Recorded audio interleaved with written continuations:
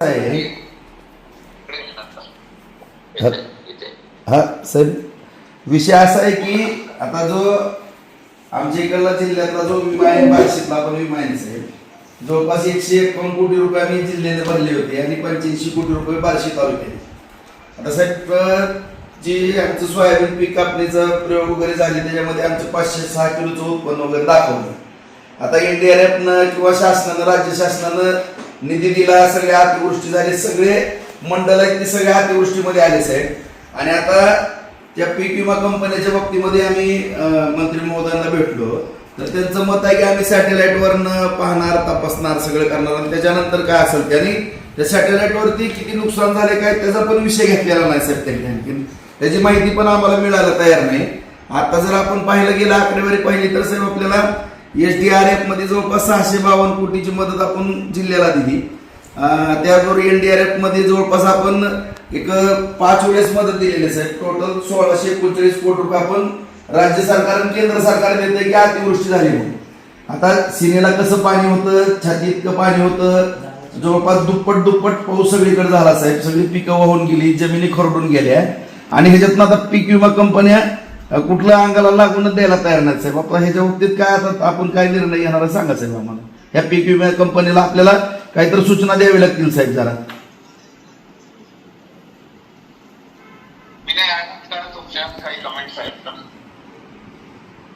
Sir आता सोलापूरच्या बाबतीत मध्ये जो क्लेम जवळपास 41 कोटी फायनल झाला आणि जो वितरित झालेला आहे, होय, बार्शी तालुका आहे त्याच्यामध्ये साधारणपणे 80 लाखाचा क्लेम फायनल झाला, होय, जे काही त्याप्रमाणे आणि तो वाटप झालेला आहे. होय सर. आता सरांचं म्हणणं आहे की त्याच्यामध्ये जे आहे तर आपलं जे योजनेच्या गाईडलाईन जे होतं 50-50% भेटते तांत्रिक उत्पादन आणि CC उत्पादन, त्याच्याप्रमाणे ते निकष जिल्ह्याने ते अप्रूव्ह केलेला आहे आणि इन्शुरन्स कंपनी पण ते अप्रूव्ह करून त्याचे क्लेम सर वाटप झालेले आहे. साहेब आता मला सांगा, मी मग सांगितलं तुम्हाला की आज आपण केंद्र सरकार, राज्य सरकार पैकीच्या पैकी नुकसान झालं म्हणून एवढी नुकसान भरपाई देते आणि आज आपल्या तहसीलकडनं पीक कापणी प्रयोग केले, पंचायत समितीकडून केले, कृषीकडनं केले, सगळ्यांचं मत आलं की नुकसान मोठ्या प्रमाणामध्ये झालं साहेब. केंद्र सरकार म्हणते, राज्य सरकार म्हणते, सगळे संबंधित डिपार्टमेंट म्हणतात आणि पीक विमा कंपनी आणखीन सॅटेलाइटवरती कुठलीही माहिती द्यायला तयार नाही साहेब. आमच्याकडे माहिती पण नाही की त्यांचं किती आकडेवारी आहे, त्यांचं नुकसान किती झालं, काय झालं ते पण सांगायला तयार नाही साहेब. नेमकं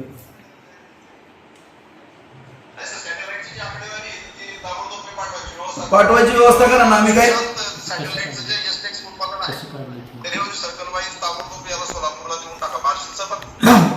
आणि तुम्ही नेमकी काढली कशी काय आम्ही माहिती विचारतोय. कृषी कार्यालयाकडनं, जिल्हा कृषी अधिकाऱ्याकडनं विचारणा झाली, तालुका, पण त्याची माहिती आम्हाला कुठलीच मिळालेली नाही साहेब. आणि मला एवढंच म्हणायचं साहेब की आता दरवर्षी आता गेली 10-10 वर्ष झालं पीक विमा आपण भरतो इथं आणि 10-10 वर्ष पीक विमा भरत असताना साहेब एवढ्या मोठ्या प्रमाणामध्ये रक्कम, आता जवळपास 10 वर्षातली आकडेवारी जर काढली माझ्या जिल्ह्यातली, जवळपास 1475 कोटी रुपये भरले खरीपची. त्याचबरोबर रबीची सुद्धा आकडेवारी साहेब जवळपास 240 कोटी रुपये भरले. आता ही पीक विमा कंपनीला आपण पैसे जे भरण्याचं कारण आहे साहेब, नुकसान झाल्यावर आपल्याला काहीतरी मदत व्हावी म्हणून. तर आता ह्याची नफाखोरीच व्हायला लागली साहेब आणि थोडं चुकायला लागलं असं आमचं स्पष्ट मत आहे साहेब.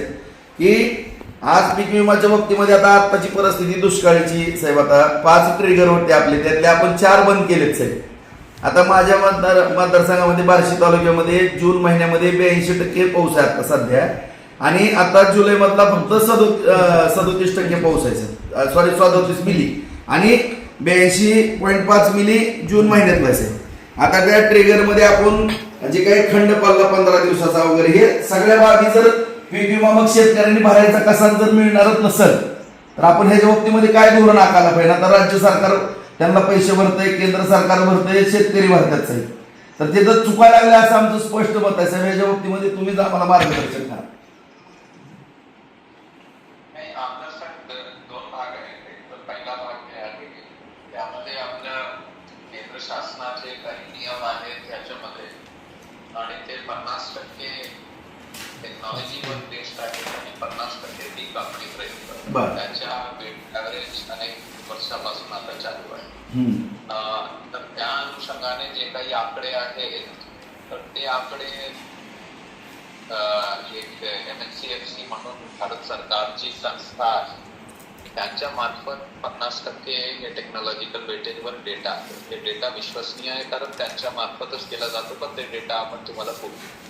आणि तसंच जे दुसरा डेटा आहे पीक कापणी प्रयोगाचं, ते डेटा तर मला वाटतं डिस्ट्रिक्ट लेवलवर पण आहे, तर त्याप्रमाणे त्याच्या ते सांगड घालता येईल. दुसरा जे विषय आहे त्याच्यामध्ये की हे खरं आहे की 5 ट्रिगर पूर्वी होते 2023-24 मध्ये, जेव्हा ₹1 प्रमाणे विमा होत होता तेव्हा होत, आणि त्यानंतर मागच्या वर्षी पण आणि या वर्षी पण त्याचप्रमाणे हे करण्यात आलेलं आहे की पीक कापणी प्रयोगावरच आधारित. शेवटी पीक कापणी प्रयोग जे काही आहे आणि शेवटच्या जे काही उत्पादन आधारित जे होतो ते फायनल आपलं रिझल्ट येतात. तर त्या अनुषंगाने हे निर्णय घेण्यात आलेले आहे शासनाच्या स्तरावर, वरिष्ठ स्तरावर पण. आणि तसंच जेव्हा कधी मध्यांतरी कुठल्या तरी अशी कलॅमिटी येते, कारण हे पण खरं आहे की सगळी लोक विमा घेत नाही, आणि प्रतिकूल परिस्थितीचा प्रभाव विमा घेणारे आणि विमा न घेणारे दोघांवर पण. तर त्या अनुषंगाने NDRF-NDRFच्या अनुषंगाने त्यांना आपण कॉम्पन्सेट करतो. बाकी लोकांना जे आहे त्यांना बेसिकली शेवटी जे पीक कापणी प्रयोग मध्ये जे सगळं काही रिझल्ट येतो.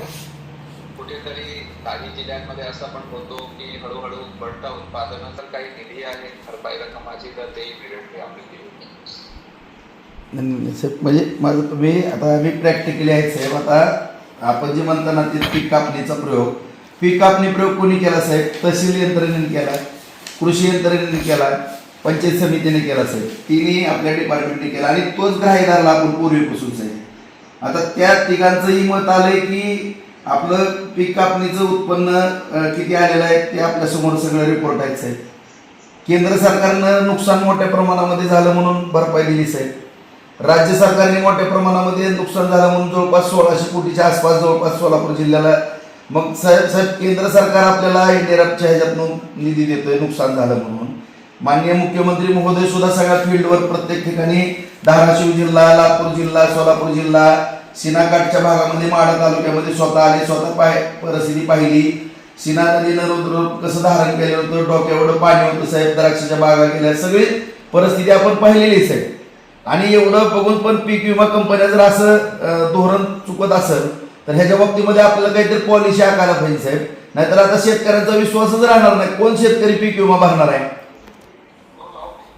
मग आपण पीक विमा जे शेतकरी भरतो किंवा त्यांना प्रोत्साहन करतो किंवा केंद्र सरकार, राज्य सरकार कॉन्ट्रिब्युशन देते साहेब, मग आपण ही योजना थांबवायची का असं आमच्यासारख्याचं मत व्हायला लागलं साहेब. ह्याच्या बाबतीमध्ये कुठंतरी वेळ देऊन मंत्री महोदयाला पण आम्ही परत भेटून विनंती करतो. आणि आमच्या अगोदर आमचे सिनियर राणादादा साहेब पण आपल्या समोर आता आलेले साहेब.